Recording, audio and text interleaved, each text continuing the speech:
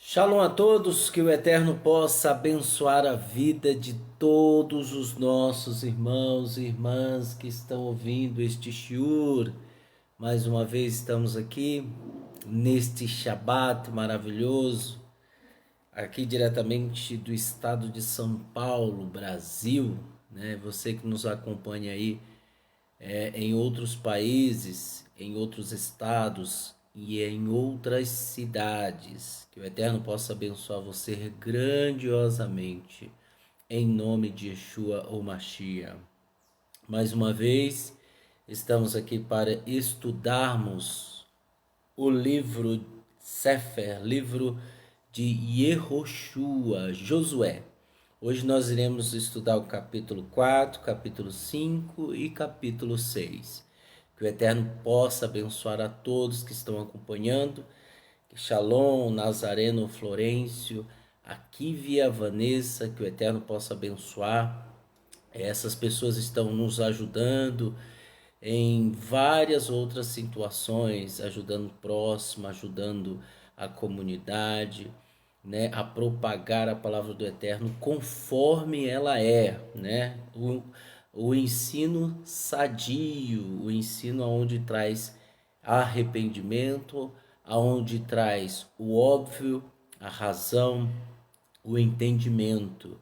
Que o Eterno possa abençoar grandiosamente a todos vocês e a outros que estarão adentrando aí a live e também estarão acompanhando pelo YouTube, né, pelas outras redes sociais como Instagram.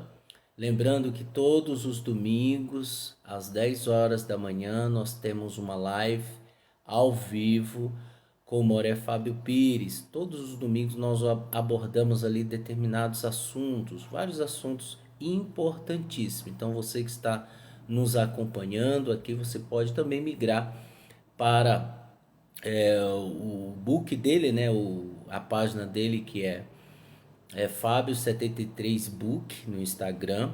Também você pode achá-lo no Facebook, tá? E o nosso no Instagram é Beit Netzerefrai, judaísmo underline, judaísmo nazareno underline SP, tá bom? Então você pode achar-nos aí nas redes sociais e acompanhar. Que o Eterno possa abençoar vocês grandiosamente. Bem, como de costume, nós vamos ler os 3 capítulos e vamos dando a explicação. Vamos falando. Lembrando você que está agora acompanhando, nós tivemos vários outros shiurim, muitos, sobre a leitura da Brit Hadashah. Você pode acompanhar no YouTube. Estão todos lá, os shiurim, os estudos, estão todos lá das cartas de Shaul, de Tiago, de Kefa, Pedro, né? Timóteo, está todas lá, o estudo mostrando claramente que Paulo nunca foi contra a Torá. Ele foi contra, sim, os ensinamentos de muitos hereges da época, né? E as pessoas gostam de confundir e gostam de distorcer a verdade. E nós trouxemos à tona os ensinamentos de uma forma sadia e simples, né? Onde nós estamos transparecendo o que realmente Paulo queria dizer sobre determinados assuntos, sobre leis de alimentação, sobre idolatria, sobre prostituição, sobre o templo, sobre o Mishkan, sobre o tabernáculo, sobre vários assuntos ele aborda ali e a gente explicou detalhadamente. Tá. E agora nós estamos no livro de Yehoshua, é o 5º ou 6º livro da Torá, né? Quer dizer, a Torá elas são 5 livros. É o 6º livro do Taná, né? O 6º livro depois de Devarim, Deuteronômio. E aí nós tivemos o carinho de darmos esse shiur, esse estudo todos os Shabat, 3 capítulos, tá? E aqui dando uma explicação óbvia e clara, né? Que não tem aqui arrodeio, não tem vitimismo, não tem aqui competições. Aqui nós não queremos ser mais do que ninguém, não queremos ser mais sábios do que ninguém. Pelo contrário, nós aqui transparecemos a verdade. O nosso compromisso é com a verdade. Não importa se agrada ou desagrada, para a gente não interessa. O que interessa é que as pessoas ouçam e entendam a palavra do Eterno conforme ela é. Eu vou usar aqui a tradição de David Stern. Eu aconselho que você compre essa Bíblia, tá? Essa Bíblia, ela chega a ser 70% do original, tá? 70%. Por quê? Porque ela passou por várias outras, digamos assim, outras traduções, e algumas coisas ainda tem algumas coisas que são variantes ao da Bíblia de João Ferreira de Almeida, tá? Eu fiquei sabendo pelo Tzadok Ben-Deri que até o final do ano nós teremos aí a Brit Hadashah traduzida diretamente da Peshita, com letras hebraicas, letras aramaicas e em português. Então aguardem que logo logo nós teremos aí até o final do ano. Essa é a promessa. Se não, ficaremos para o ano que vem. Mas a promessa é que até o final do ano a gente possa ter essa Bíblia aí em mãos, né? Pela conversa que eu tive com ele essa semana, tá? Então vamos lá. Nós vamos ler o capítulo 4. Diz o seguinte: depois de toda a nação ter finalmente cruzado Iaden, Adonai disse a Yehoshua. Todos nós sabemos, pessoal, que Yehoshua é o sucessor de Moshe. E aquela geração do povo de Israel são os sucessores do povo que morreram no deserto 40 anos depois, tá? Aí ele disse: escolha dentre o povo 12 homens, um homem de cada tribo, e dê a eles esta ordem: tomem 12 pedras do leito do Iada e de onde os corraminhas estão parados, tragam-nos com vocês e coloquem-nas no local onde acamparão esta noite. E Yehoshua chamou os 12 homens que ele havia escolhido do povo de Israel, um homem de cada tribo, e lhes disse: passem adiante da arca de Adonai, seu Elohim, pelo leito do Iade, cada um de vocês tomará uma pedra em seu ombro, conforme o número das tribos do povo de Israel. Ou seja, eles iriam pegar 12 pedras, cada um, cada clã, cada líder da comunidade. Aí ele diz: cada um de vocês tomará uma pedra, elas servirão como sinal para vocês no futuro. Quando seus filhos perguntarem o que significam essas pedras, vocês responderão que significam que a água do Iade foi dividida diante da arca da aliança de Adonai. Quando cruzamos o rio, a água foi cortada e essas pedras servirão de memorial perpétuo para o povo de Israel. Uma outra coisa, pessoal, que a gente tem assim em comum ao nosso povo são os estágios. Cada estágio que o povo de Israel passava era registrado, tá? O único momento em que o povo de Israel ficou sem registro, sem identidade, foi quando eles estavam escravos, sendo ali escravos de Faraó. Então cada um tinha perdido a sua identidade. A única tribo que se privou, né, dos deuses pagãos do Egito foi Levi, tá? De acordo com o ensino dos nossos sábios, com o ensinamento dos rabinos, né? E isso é interessante a gente notar que esses registros é justamente para enfatizar uma geração que vai vir e compreender e entender qual o significado daquilo. Eu costumo dizer que no Brasil nós não sabemos nem a nossa genealogia. Muitos dos membros da comunidade, do povo do Brasil aí que está aí por aí afora, não conhece nem seu avô. Às vezes não conhece nem o seu pai, que o fez, né, digamos assim, né, que se relacionou com sua mãe, ele não conhece nem o pai, quanto mais o avô. Então nós temos aqui no Brasil, esse país caçula, que tem 500 anos, esse Brasil aqui, ele foi romantizado pela religião. Perdemos totalmente as identidades, né? Alguns de nós, alguns velhinhos, nossos avós, nossos tataravós, eles mantiveram até um tempo depois essa geração Nutella que nós temos hoje de mimimi. Essa geração não conhece nem seus avós, né? Não conhece nem seus pais, quanto mais os avós. E isso mostra que a identidade, né, a genealogia, ela é fundamental, coisa que o nosso povo registra desde a antiguidade, desde os tempos em que Israel veio a existir.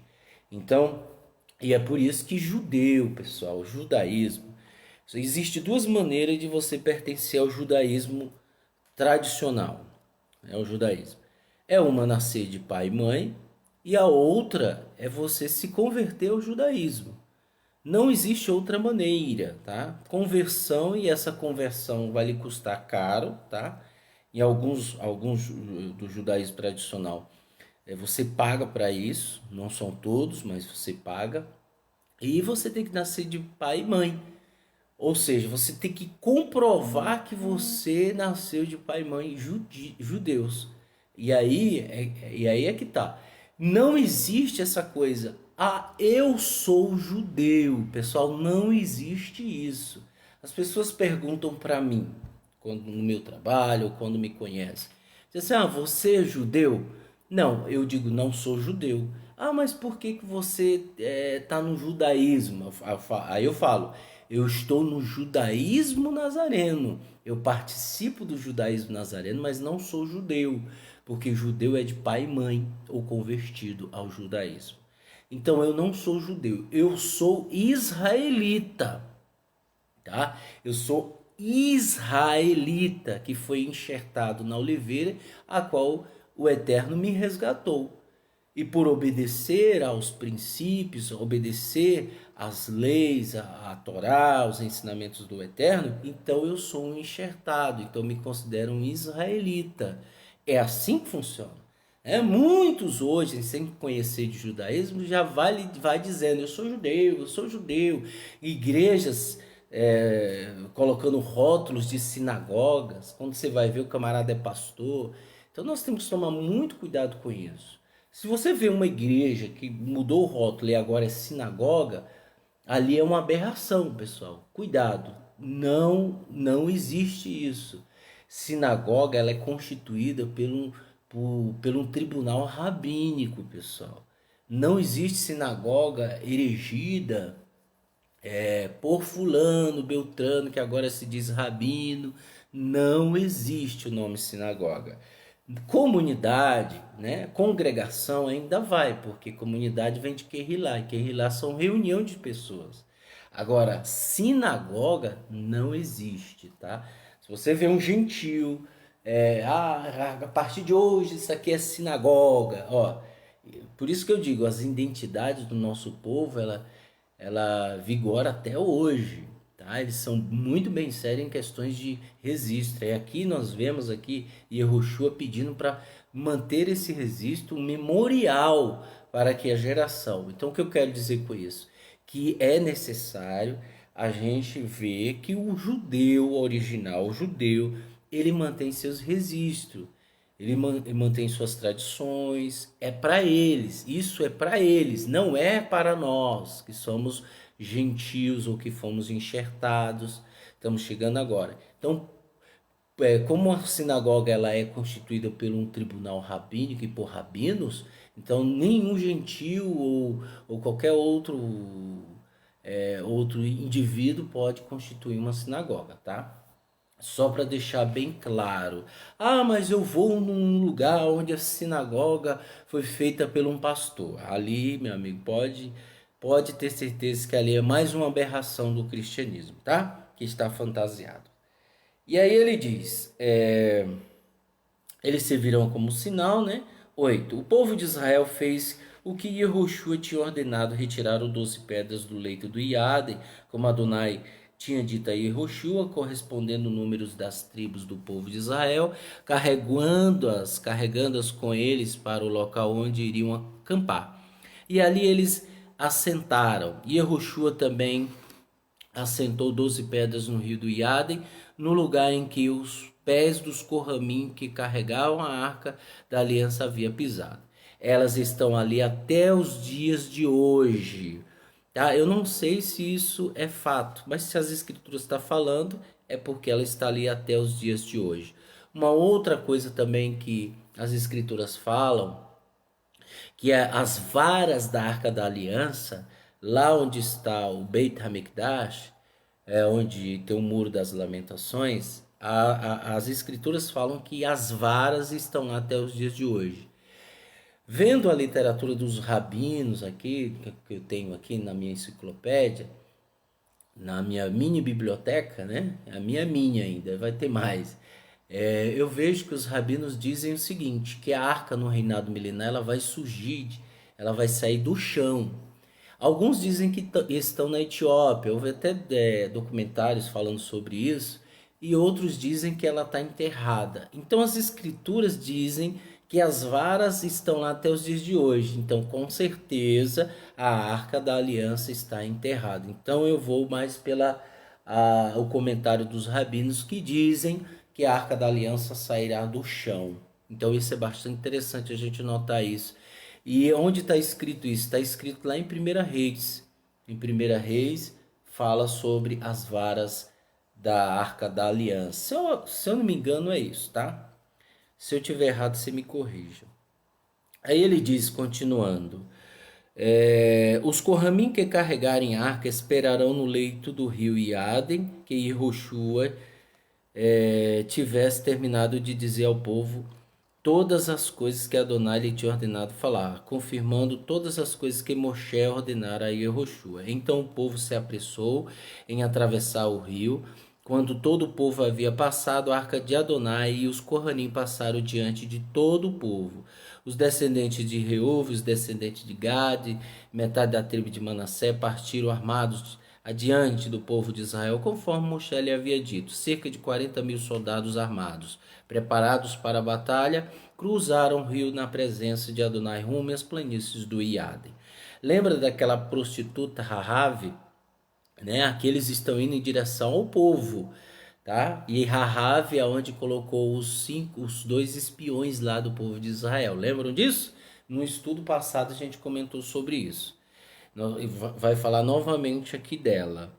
Aí diz o seguinte: naquele dia Adonai tornou Yehoshua grande diante de todo Israel. Eles prestaram reverência a ele, assim como havia reverenciado a Moshe durante toda a sua vida.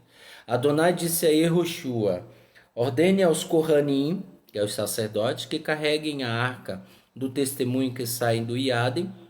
Assim Yehoshua ordenou aos Corramim: venham para fora do Iadem. Os Corramim que carregaram a arca da aliança de Adonai saíram do leito do Iadem, e assim que a planta de seus pés tocou chão seco, as águas do Iadem retornaram ao seu curso, e o rio transbordou para as margens, como era antes. Então esse foi um dos milagres, né? Foi como se fosse a questão do mar ali, quando Moisés passa com o povo do Egito. Aconteceu a mesma coisa com o povo de Israel da nova geração atravessando o rio Iadem, tá? Aí diz o seguinte: o povo subiu ao Iadem no 10º dia, no primeiro mês, e acamparam em Gilgal, na fronteira leste de Jericó. E Yehoshua empilhou em Gilgal as 12 pedras que eles haviam retirado do Iadem. Então eles disseram ao povo de Israel: no futuro, quando seus filhos perguntarem a vocês o que essas pedras significam, vocês lhe devem explicar dizendo o seguinte: Israel atravessou o Iadem em terra seca, pois Adonai Elohim, seu Elohim, segurou as águas do Iadem aos olhos de vocês, até que tivesse atravessado. E assim como Adonai, seu Elohim, havia feito no mar de Suf, o qual ele abriu diante de nós, até que os tivesse atravessado todo. Por isso, todos os povos da terra puderam saber que a mão de Adonai é forte, e vocês podem temer Adonai, seu Elohim, para sempre. Capítulo 5. Quando todos os reis do Emori a oeste do Iada, e todos os reis do Quenanim, que é os cananeus, perto do mar, viram como Adonai tinha feito parar o rio Iade diante do povo de Israel até que eles o tivessem atravessado. Seu coração ficou estarrecido e eles caíram em depressão por causa do povo de Israel.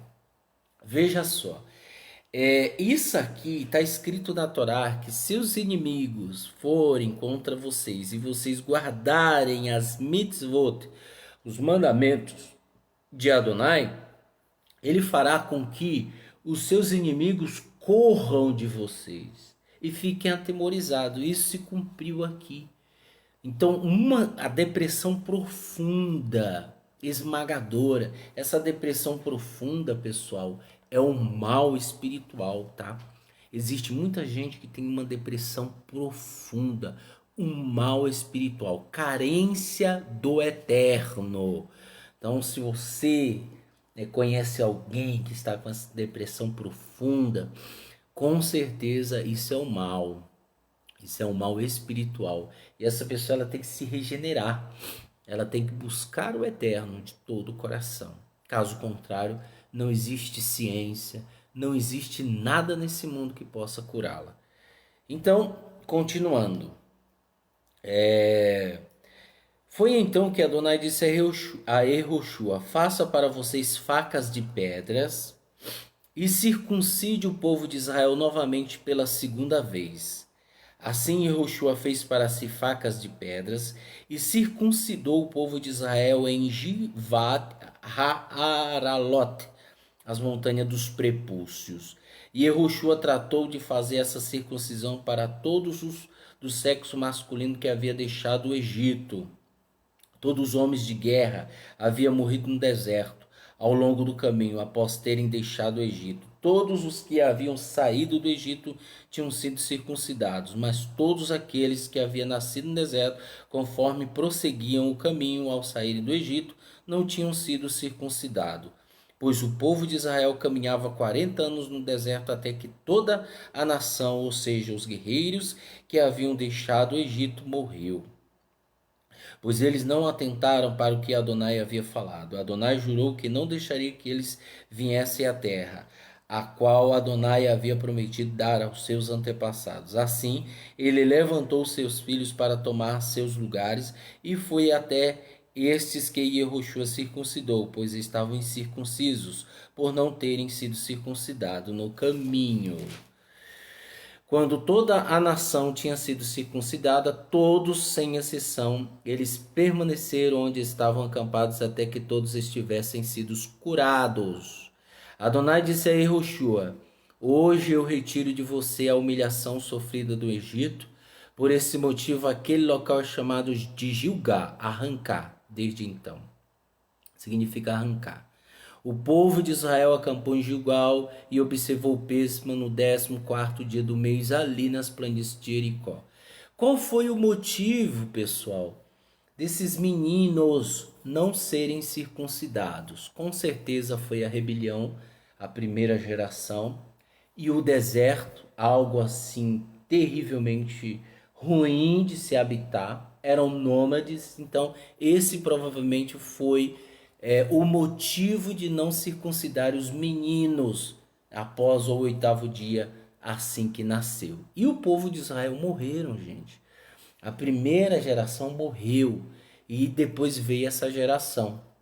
Esses soldados, eles ainda não haviam sido circuncidados, né? Eles ainda não haviam sido circuncidados. Então esse foi o motivo. Não foi porque eles queriam desobedecer o Eterno, foi um motivo muito mais terrível, né, que poderia trazer consequências terríveis. E todos nós sabemos que a circuncisão retira-se mais ou menos 3 centímetros do pênis da criança, né, 3 centímetros ou 2, né, arranca-se aquele prepúcio para descobrir a glande, né, ali na forma literal a cabeça do pênis, é isso. E aí veja por que a circuncisão é uma marca da promessa de Adonai e uma aliança eterna.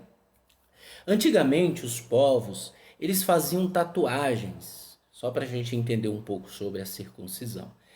Os povos faziam tatuagens e eles davam referência aos seus deuses, mostrando que servia a Deus tal, a fulano tal, ao Deus da lua, ao Deus do sol, e eles faziam tatuagens no corpo. Quando surgiu Avraham Avinu, o Eterno pediu para ele fazer a sua circuncisão, né? E ele fez a circuncisão e ele disse que é uma aliança eterna com Abraão. E essa circuncisão é algo íntimo que ninguém vê, exceto o Eterno e a pessoa que é responsável pela circuncisão. Então é algo íntimo. Enquanto os povos mostravam que serviam aos seus deuses, o Eterno ele se mostrava íntimo, só ele, entre ele e a pessoa. Não precisava mostrar para ninguém que você servia a Adonai Tsevaot. Então esse é o motivo da aliança com o Eterno, tá? Existe uma outra coisa sobre, eu posso me circuncidar depois de velho, tal. Veja bem, eu não vou entrar muito nesse assunto, porque ele requer um estudo muito minucioso, tá? Então tem muita gente, principalmente gentios, que quando conhecem o judaísmo querem logo circuncidar. E a circuncisão no judaísmo, hoje, custa mais ou menos R$ 5.000, só para você ter ideia. Então tem muita gente que quer circuncidar, achando que vai fazer um pacto com o Eterno. Veja bem, há um pacto com o Eterno que é a circuncisão do coração. Essa é íntima. O Eterno chega a dizer no livro dos profetas, é isso que eu quero que você entenda, chega a dizer que adianta você ser circuncidado no prepúcio da carne, e o coração incircunciso?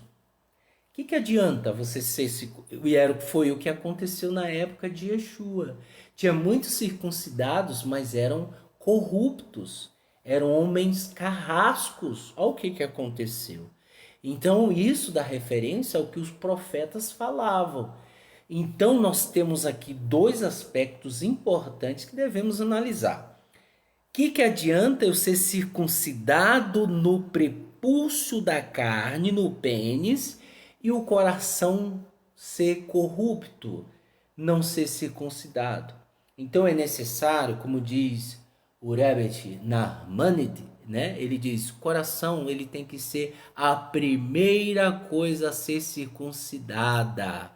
A primeira coisa. Agora, o porquê esses homens tinham que ser circuncidados? É lógico que existe, aqui é o povo de Israel tomando posse na sua santidade, né? Aqui o povo de Israel está envolto com toda a santidade de Hashem, então é necessário você, quando enfrentar os seus inimigos, você está ali apto à santidade de Hashem, tá? Para que o inimigo, que é espiritual, não venha nos acusar, ok? No caso do povo de Israel, tá? E aqui, continuando, diz o seguinte: então o povo circuncidou-se, né? Deixa eu ver aqui para onde eu perdi e tal. Tá aqui. Deixa eu ver, capítulo 6.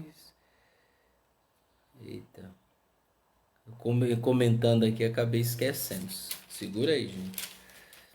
Tá aqui. Tal, circuncidou o povo do Egito, tal. Capítulo 5, do versículo 5. Todos os que haviam saído do Egito tinham sido circuncidados. Tá? Assim ele levantou seus filhos para tomar seus lugares, e foi este que Yehoshua circuncidou, pois estavam incircuncisos e por não terem sido circuncidados no caminho. Quando toda a nação tinha sido circuncidado, todos sem exceção, eles permaneceram ali, estavam acampados, tal, eu já li isso. E o povo observou o Pêssego. Agora no 11. No dia seguinte após o Pêssego, eles começaram do que a terra, eles comeram do que a terra produzia, matizais, cereais torrados no mesmo dia. No dia seguinte, após terem comido os alimentos produzidos na terra, o man acabou. Daquele momento em diante, o povo de Israel nunca mais teve o man. Em vez disso, Naquele ano eles comeram o que a terra de Canaã produzia. Então o man é um alimento espiritual.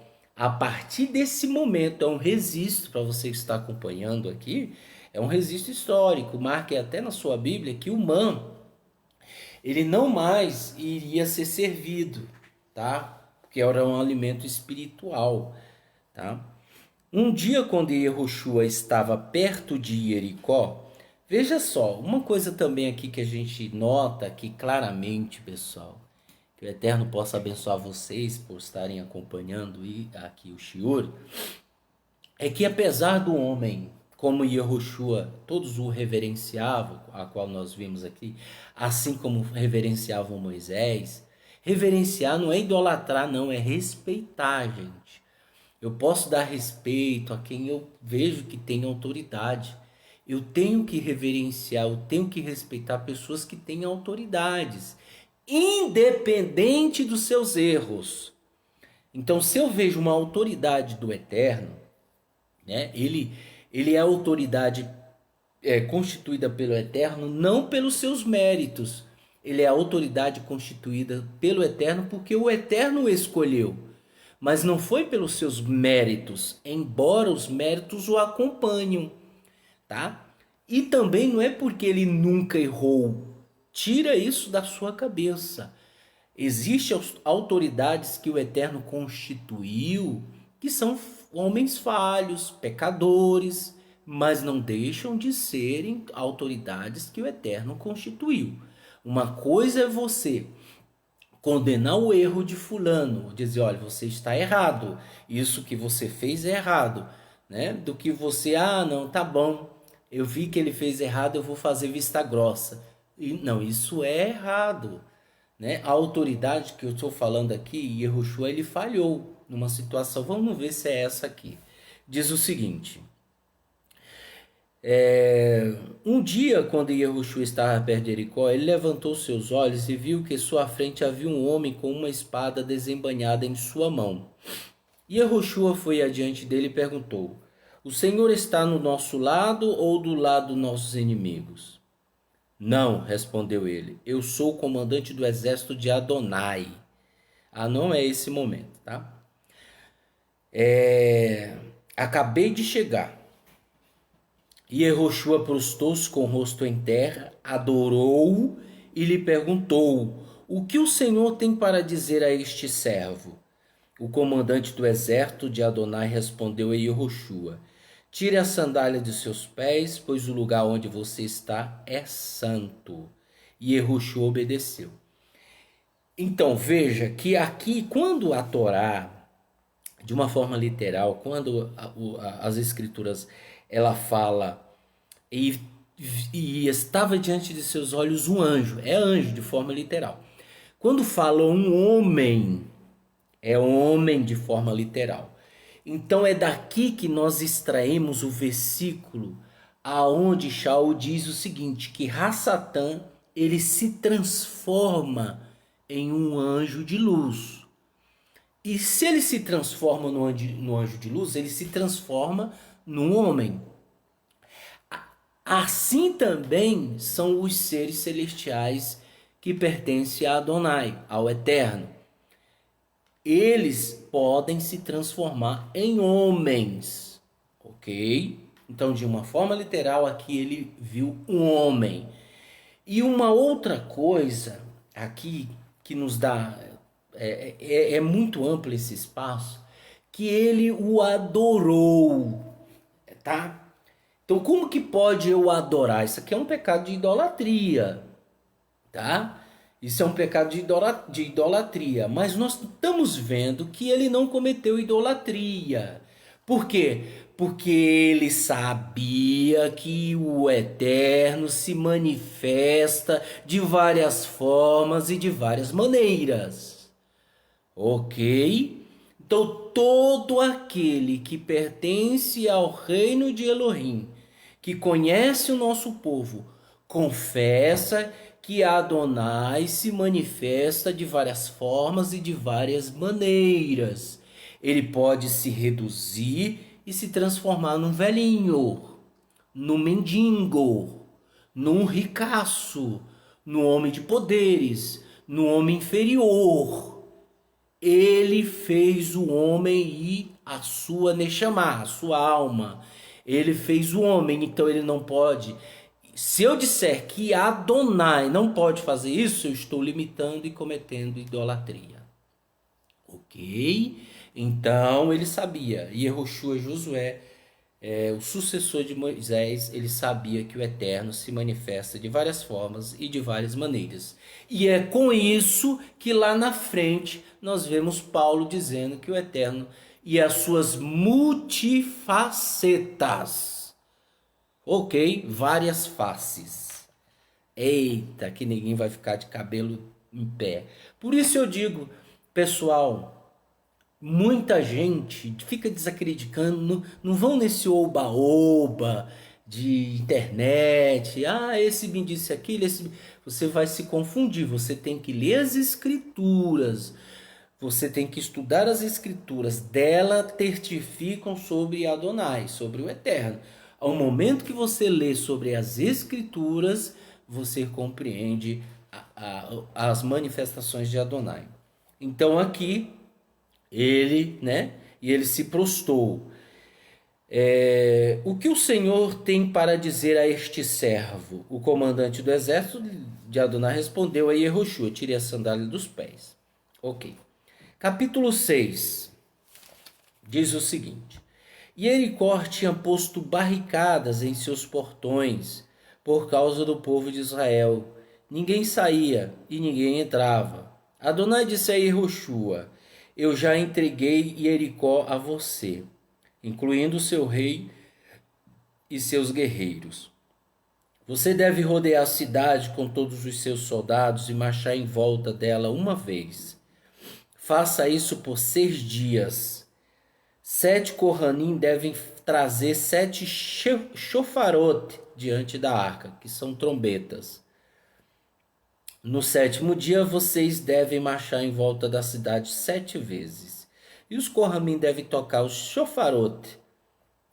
Eles devem tocar o shofar com toda a força. Ao ouvir o som do shofar, todo o povo deve gritar tão alto quanto puder, e as muralhas da cidade cairão. Então o povo deve entrar na cidade, cada um direto de onde estiver. E Yehoshua, filho de Nun, chamou os Kohanim, ordenou-lhes: peguem a arca da aliança, e 7 Kohanim levem 7 shofarot diante da arca de Adonai. Ao povo ele disse: caminhem ao redor da cidade, e que o exército marcha diante da arca de Adonai. Quando Yehoshua tinha acabado de falar ao povo, os 7 Kohanim, carregando os 7 shofarot diante de Adonai, marcharam em frente e tocaram os shofarot, sendo seguido pela arca da aliança de Adonai. Os guerreiros foram adiante dos Kohanim, que tocavam shofarot, enquanto na retaguarda ia a arca, com incessantes toques dos shofarot. Yehoshua deu esta ordem ao povo: não gritem, nem deixem que sua voz seja ouvida.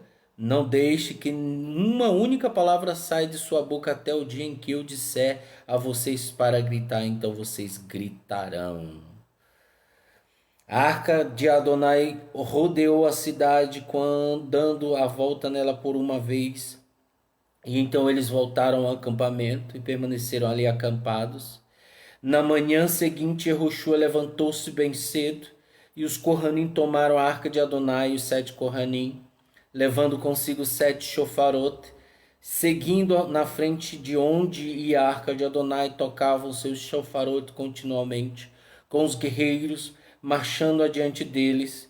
Na retaguarda seguia a arca de Adonai, enquanto os shofarotes eram tocados incessantemente.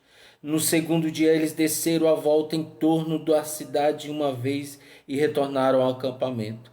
No 7º dia eles acordaram cedo, com o nascer do sol, e rodearam a cidade pelo mesmo caminho por 7 vezes. Aquele foi o único dia em que eles rodearam a cidade 7 vezes. No 7ª vez, quando os Kohanim tocaram o shofarot, Yehoshua disse ao povo: gritem, pois Adonai está dando a vocês esta cidade. Entretanto, a cidade com tudo que estiver nela deve ser deixada de lado para Adonai, pois será destruída completamente. Apenas Rahave, a prostituta, deve ser poupada, ela e todos os que estiverem com ela em casa, pois escondeu os mensageiros que enviamos. Olha só, gente. Por isso eu digo, olha o que uma prostituta fez. Prostituta, gente. Isso mostra claramente que o Eterno, ele não faz acepção de pessoas. Embora ele escolheu o seu povo querido, Israel. Israel não é a capital, não é aquele lugar. Israel é povo, tá? Israel é povo que está espalhado. Aquilo lá é algo histórico. O que nós estamos vendo lá em Israel é algo histórico. Serve para a gente ir visitar se quiser, mas aquilo não é Israel. Israel, aquilo está corrompido, tanto é que a capital é Tel Aviv e é a cidade do homossexual. Então não confunda as coisas. Israel é povo de Hashem. Israel é povo que está espalhado entre as nações. Ele reunirá o seu povo novamente, igual está fazendo, e levará todos para aquele lugar. Aí sim, aí vai se tornar local e vai se tornar povo, um só, adorando o Eterno. E aí nós vemos aqui claramente que a prostituta Rahave foi poupada. E sua família. E aí nós extraímos aquele versículo onde diz: será salvo tu e a tua casa, e eu e minha casa serviremos ao Senhor. Isso é fato, gente. Se você teme Adonai de Sevaot, se você o obedece, se você tem Yeshua como expiação pelos seus pecados, então você no futuro vai salvar a sua família. Só obedeça os mandamentos do Eterno e o ame de todo o coração. Desse modo, né? Deixa eu ver aqui. Assim vocês manteriam limpos de tudo quanto for deixado para ser destruído. E quem trouxer maldição em si mesmo, por pegar qualquer coisa separada para ser destruída, trará maldição sobre todo o povo de Israel e causará uma grande desgraça ali. Todo o ouro e a prata e todos os utensílios de bronze e ferro devem ser separados para Adonai e adicionado ao tesouro de Adonai. Desse modo o povo gritou ao som do shofarote, tocando. Quando o povo ouviu o som do shofarote, deixou escapar um grande grito, e as muralhas desmoronaram,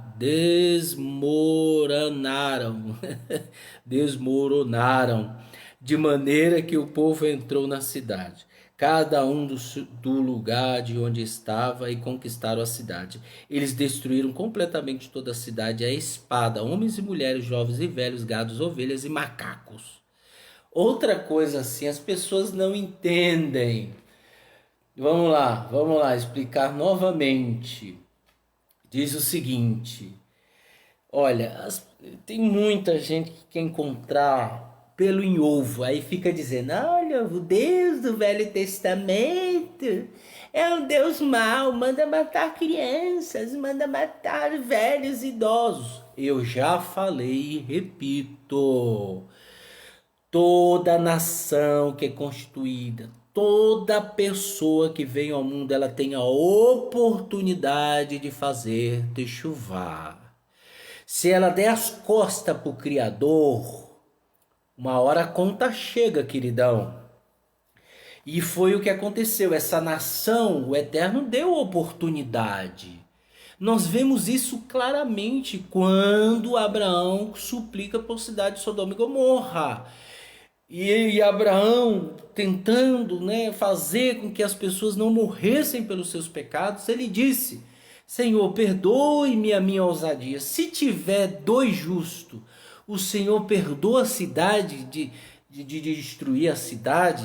Aí o Eterno disse assim, ó, se tiver um justo, eu vou poupar.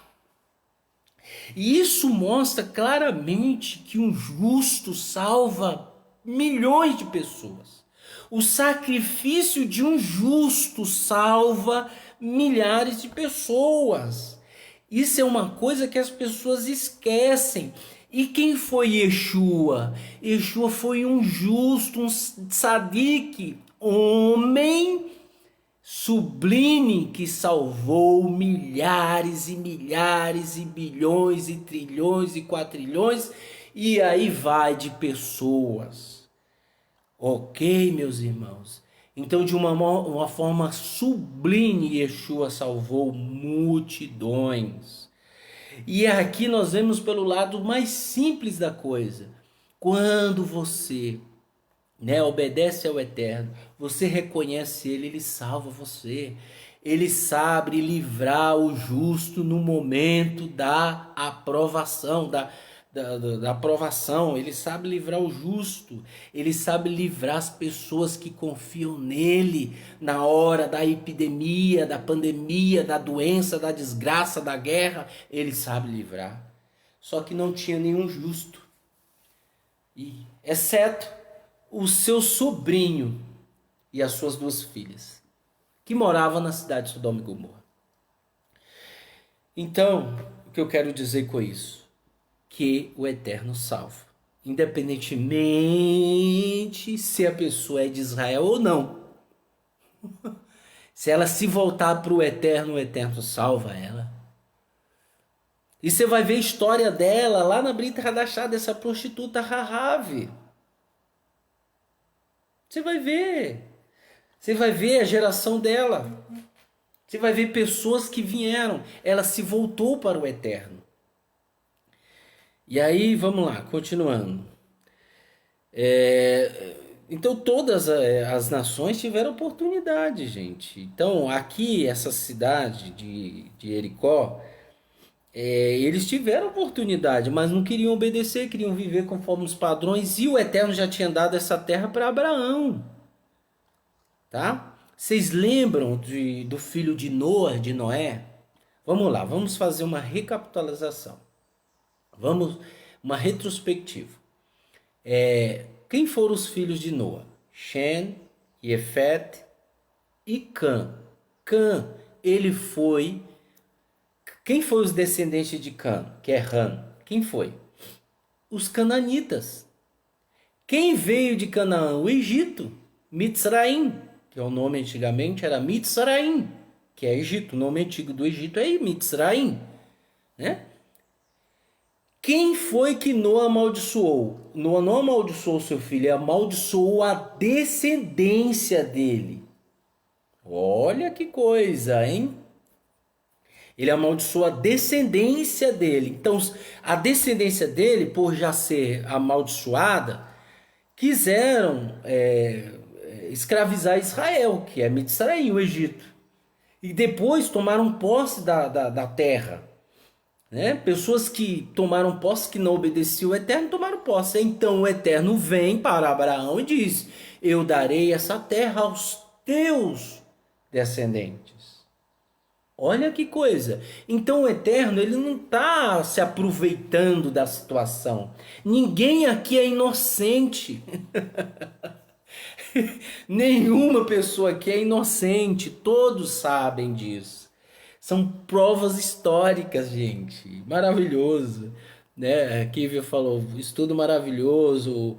O Nazareno Florencio disse: Moré é construir um Deus bonzinho, que aceita e perdoa tudo e todos, até aqueles que não demonstram qualquer arrependimento e continuam cometendo todas as aberrações. É verdade, tem muita gente assim, romantizada, e não é esse cristianismo de tudo é aceito. Não existe isso, gente, não existe isso.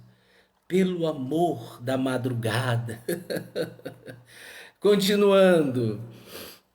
Aí Yehoshua disse aos 2 homens, os quais havia espionado a terra: vão à casa da prostituta e traga-na para fora com tudo o que ela tiver, conforme vocês juraram a ela.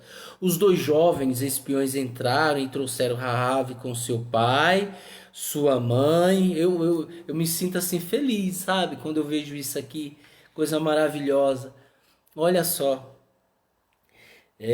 seus irmãos e tudo que ela possuía. Eles trouxeram todos os seus parentes e os mantiveram seguros no acampamento de Israel.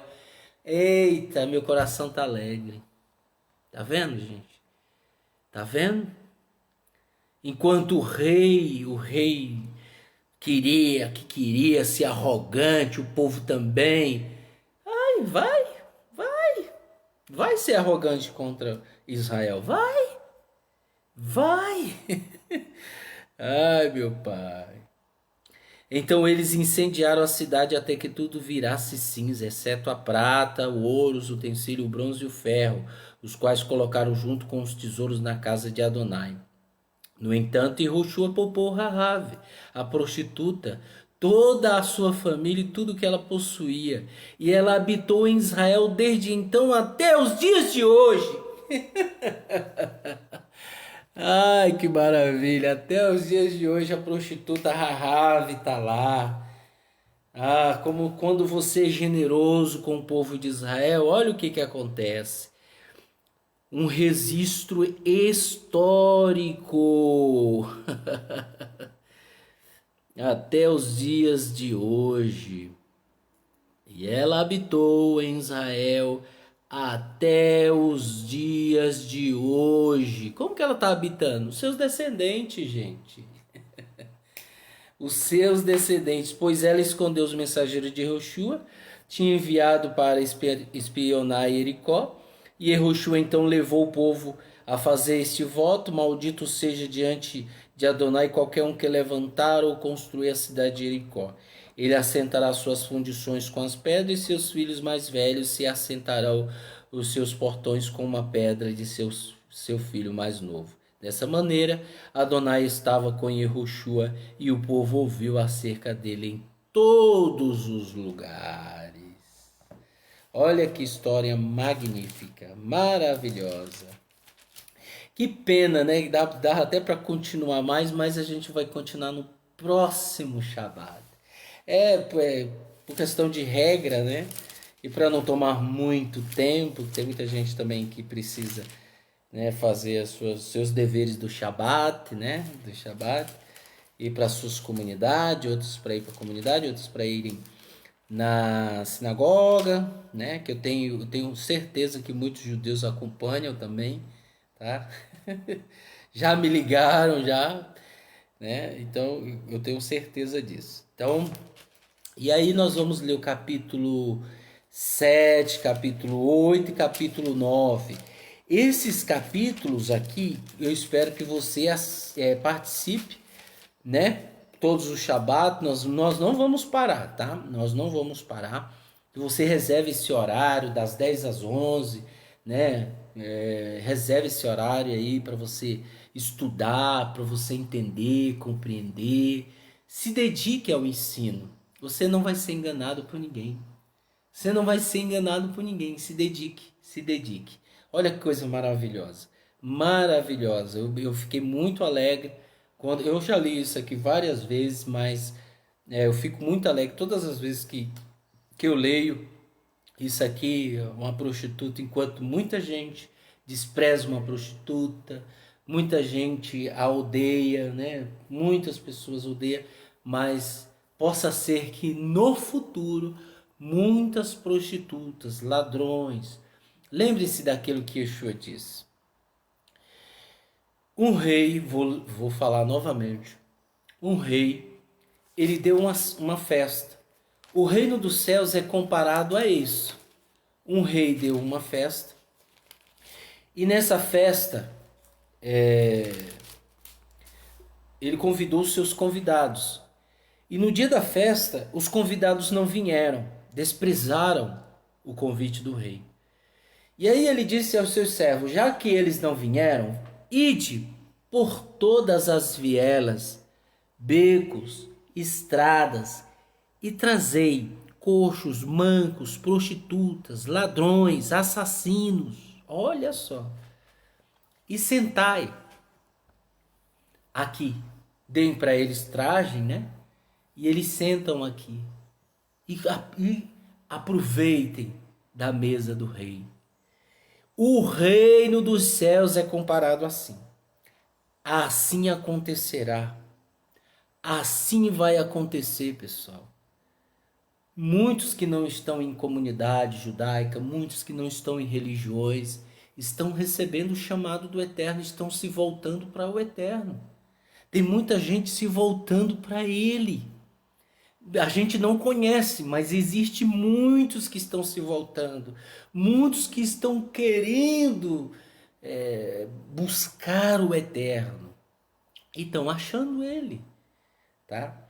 Então o reino dos céus é comparado, isso mostra claramente o que Yeshua disse.